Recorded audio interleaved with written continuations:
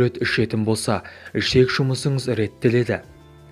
Зәр жүрмей бөгеліп қалса, ұнтақталған аскөк тұқымынан 2 ас қасықты ырғай тамырынан ұнтақталған, 3 ас қасықты жантақтың шөбінен, 1 ас қасықты ал ойының құрғатылып ұнтақталған жапырақ үгіндісінен 1 ас қасықты араластырып алады да осыдан 1 ас қасықты 300 грамм қайнап тұрған суға салып, жабық ыдыста жарты сағат ұстайды. Дәрі дайын. Осыдан 1 ас қасықты ас алдында 3 күніне 3 рет ішеді. Бір емделу барысы 15 күн. Адамның ұйқысы қашып, көңіл-күйі бұзылған кезде 1 стақан аскөк тұқымын ұнтақтап, оған 2 ас қасық ұнтақталған шүйгін шөп тамырын қосады да жарты литр таза кагор шарабына салып 20 минут ақырын қайнатады. Осыны 2 сағат бұқтырып қойып, жатар алдында сүзіп 50 граммнан ішеді. Бір емделу барысы